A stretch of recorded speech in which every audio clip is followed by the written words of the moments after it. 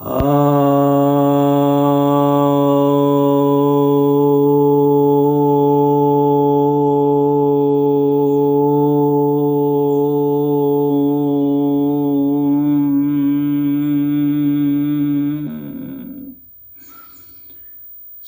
भक्तजनों को सप्रेम नमन। तो आज आपके समक्ष आपकी जिज्ञासा का समाधान लेकर आया हूँ। एक जिज्ञासा आई है कि मैं भौतिकवादी हूँ, परंतु मेरी भौतिक उन्नति फिर भी नहीं हो रही है, कब सफल होऊंगा? भौतिकवादी हैं तो भौतिकवादी तो भौतिक तत्वों पर ही महत्व देते हैं और वे सफलता को भी उसी पैमाने पर आंकते हैं। देखिए, भौतिकवादी तो कभी सफल नहीं होता है। अगर हम शुद्ध सफलता की बात करें तो वह सदैव सफल होता है, क्योंकि वह पदार्थों में ही रमता है। उसकी कामना पदार्थों की को ही इकट्ठा करने की होती है, पदार्थों की ही वह कामना करता है, उसी की रात दिन सोच करता है और उसी की प्राप्ति के लिए वह किसी भी हद तक चला जाता है और अंत में वह भी छूट जाता है। कोई कितना भी पदार्थ प्राप्त कर ले, कितना भी संग्रह कर ले, अंततः वह छूट ही जाना है। तो सफल क्या होना? कुछ नहीं। तो जो पदार्थ इकट्ठा करते हैं वे तो कोई सफल नहीं होते। तो भौतिकवादी हूँ, ये अपने आप में यह एक भारत के लिए तो यह एक गाली है। जो यह कहता है कि मैं भौतिकवादी हूँ, वह भारत में गाली ही समझी जाती है। तो यहाँ तो लोग कतराते हैं कहने में, हालांकि होते हैं लेकिन कतराते हैं। परंतु जो या तो बहुत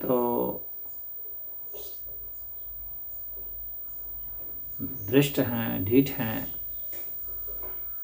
या वस्तु स्थिति को स्वीकार करने वाले हैं, यह भी कह सकते हैं, ईमानदार हैं तो वे कह सकते हैं कि मैं भौतिकवादी हूँ। वस्तु स्थिति को स्वीकार करने वाला भी अपने को कहता है, तो यह भी एक अच्छा लक्षण है अगर देखा जाए तो आपने स्वीकार किया, आप जो हैं उसको स्वीकार किया, यह एक अच्छी बात है। परंतु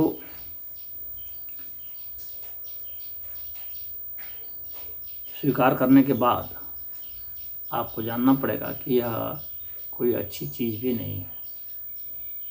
जैसे अगर हम अपराधी हैं, स्वीकार करें कि मैं अपराधी हूँ, तो स्वीकारोक्ति तो अच्छी है इस अर्थ में कि वहाँ से बदलाव की संभावना हो जाती है, वहाँ से मैं अपने को बदल सकता हूँ।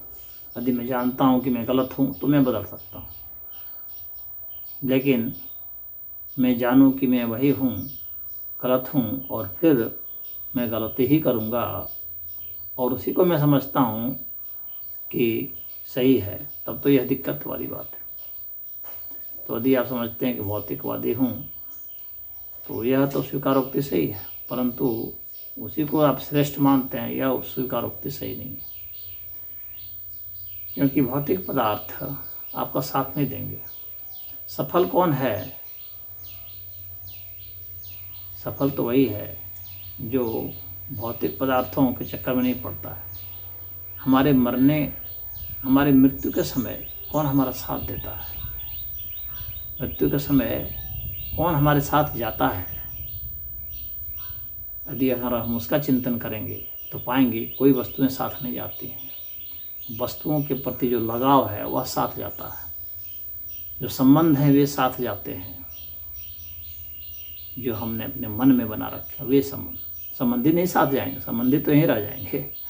संबंध जो हमने संजो रखे हैं, दिमाग में बना रखे हैं, वे साथ जाते हैं। उनके प्रति जो आकर्षण है या किसी से द्रोह है, विकर्षण है, वे साथ जाते हैं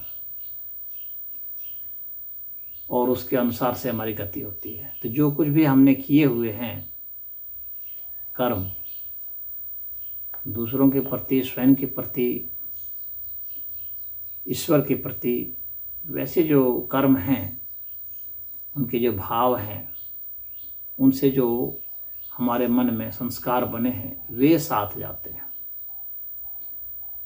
तो इसलिए उन पर ध्यान देना ज़्यादा जरूरी है। जो हमारे साथ जाएंगे उस पर जो ध्यान देते हैं वे कुछ हद तक सफल होते हैं, क्योंकि वे फिर वैसी चीज़ों को संजोते हैं जो भौतिक नहीं है। भौतिक तत्वों का तो वहाँ लेन देन होता है,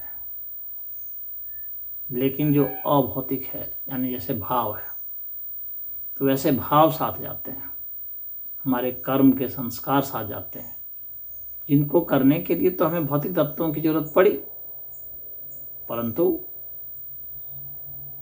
वास्तव में जो संबंध का एक्सचेंज हुआ, वहाँ पर जो संबंध बनाए गए वे हमारे संस्कार के रूप में आए, वे साथ जा रहे हैं। यानी सूक्ष्म रूप से आपके जो भौतिक तत्व थे वे साथ जा सकते हैं, आप ऐसा समझ सकते हैं। तो जो भौतिक तत्वों के माध्यम से जो कर्म किया गया वे साथ जा रहे हैं, यानी कर्म के जो भाव हैं वस्तुतः वे साथ जा रहे हैं। कर्म भी नहीं साथ जा रहे हैं, कर्म तो फिर यहाँ छूट जा रहे हैं, लेकिन उनके पीछे जो भावनाएं थी वे साथ जा रहे हैं। तो कर्म और कर्मफल, इनके साथ जो भावनाएं जुड़ी थी वे भावनाएं साथ जा रही हैं। तो उन भावनाओं को हमें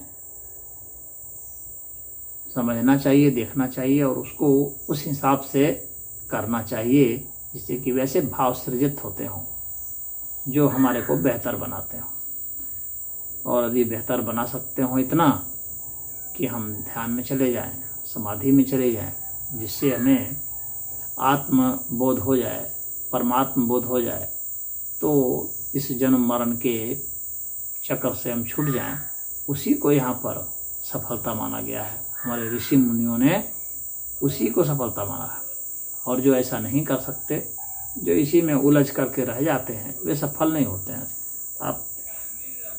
आपका यह कहना कि मेरी भौतिक उन्नति फिर भी नहीं हो रही है, तो भौतिक उन्नति आपकी नहीं हो रही है तो इसका अर्थ है कि भौतिक तत्वों को संजोने की भी और संग्रह करने की, उनको प्राप्त करने की इनकी क्षमता आप में अभी विकसित नहीं हुई, इसीलिए नहीं हो रही है। तो वह क्षमता कहाँ से होती है? वह क्षमता तो जो लौकिक विद्या है उससे होती है, जो वाणी है उससे होती है, जो समझ है, वाणिज्य की समझ है, अर्थशास्त्र की समझ है, उससे होती है। तो उससे जो है आप वस्तुओं को उत्पादित कर सकते हैं, संग्रहित कर सकते हैं, उपभोग कर सकते हैं। उसी को यहाँ पर उन्नति समझा जाता है जिसकी बात आप कर रहे हैं। लेकिन जब जो बात मैंने बताई जन्म मरण के चक्र से, ये हमारे शास्त्र बतला रहे हैं कि जन्म मरण के चक्र से जब हम मुक्त होते हैं तो उसी को सफलता माना जाता है। हालांकि आप तो सफलता उसको मान रहे होंगे कि कैसे हम अधिक से अधिक पैसे वाले हो जाएं, अधिक से अधिक बड़े पद पर चले जाएं, उसको सफलता मान रहे होंगे। तो यदि आप उसको भी सफलता मानते हों तो उसके लिए भी जो शर्तें हैं, पहले तो आपका जो लक्ष्य है वह निर्धारित कीजिए। लक्ष्य निर्धारित करने के बाद उस लक्ष्य को प्राप्त करने के लिए जो प्रतिभा होनी चाहिए आप में, वह निर्धारित कीजिए। तो फिर अगर परमात्मा का साथ हुआ, आपके ग्रह संयोग अच्छे हुए, आपका ये अस्तित्व आपके ऊपर कृपा किया, तो वह चीज़ प्राप्त हो सकती है। लेकिन फिर भी कोई गारंटी नहीं है कि प्राप्त होगी ही। कितने लोग जो प्रतिभावान होते हैं, उनको प्राप्त करने के योग्य होते हैं, वे भी प्राप्त नहीं कर पाते, क्योंकि किसी की प्राप्ति या अप्राप्ति में ये पूरा अस्तित्व का साथ होना भी बहुत ज़रूरी होता है। तो यदि वह साथ नहीं देने वाले हैं तो आपको नहीं मिलने वाला है। योग्य होने पर भी आप उसे नहीं प्राप्त कर सकते हैं, परंतु यदि प्राप्त जिसे होता है उसे योग्यता तो होती ही है। तो पहले तो आप अपने में वो योग्यता प्राप्त करें, लक्ष्य बनाने के बाद वो विद्या प्राप्त करें, वो शक्ति प्राप्त करें, वो साहस प्राप्त करें, वो संबंध स्थापित करें, आपका जो भी लक्ष्य है, फिर उस पर कार्य करें। तो यदि अस्तित्व को साथ देना हुआ तो हो सकता है कि वह आपको उपलब्ध हो जाए, अन्यथा वह उपलब्ध नहीं होगा। तो यह तो पूरे अस्तित्व पर निर्भर करता है, किसी वस्तु को प्राप्त होना या खो देना, संग्रह करना या उपभोग करना या न कर पाना। परंतु मैं तो यही कहूँगा, एक